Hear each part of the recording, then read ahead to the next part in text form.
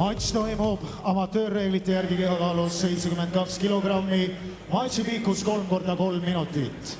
Daamid ja härrad, teie ees kickboksi taustaga Siim Viljus ning Eesti ja noortemeister Rene Lai. Matši vanemkohtunik on Ergo Reinvald.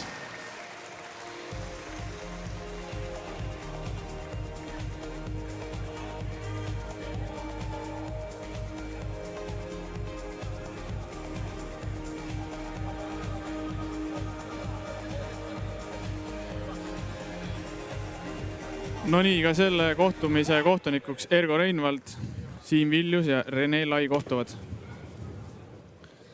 Mõlemad 18-aastased, aga Renele läheb ilmselge kogemus eelis.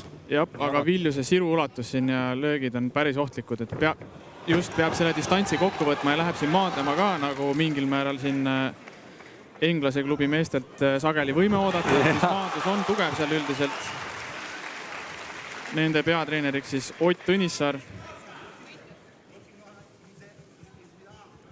Nii, see mahaviimine edukalt lõpetatud. Poolkaitse ja täiskaitse piiri peal seal hõljub hetkel, üritab seal Siim saada seda jalga kätte nii-öelda. Ehk siis enda jalgade vahele saada.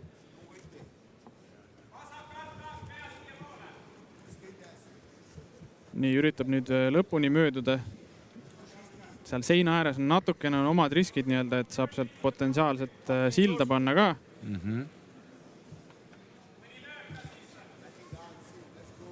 Natuke oleks vaja lüüa ka siin, et olla kindel, et ei tule kohtunik vahel. Nii, ründab käelu.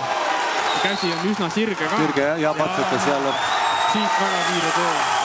Üle sõit, jah. Rene Lai esimeses raundis paneb kohe enda paremuse maksma selgelt. Püsti oli näha, et Viljus oli ohtlik, aga ei andnud seal kaua toimetada nii-öelda. Ja oi, seda emotsiooni on tore näha. Väga eestlase, Oti poolt väga eestlase emotsioon. Üks poolenisti ronis puurile. No, väga hea.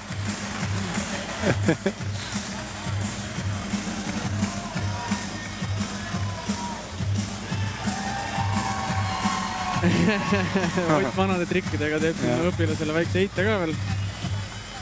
Mis küll vist ülekandesse ei tulnud, aga... No ütleme, et kui sa Englase klubi vastu matši teed, sa tead, et sealt tuleb päris vihane mahaviimine. See double leg. No nii, siin tõesti aega palju ei kulutatud ja on siin väga rõõmus. No, see on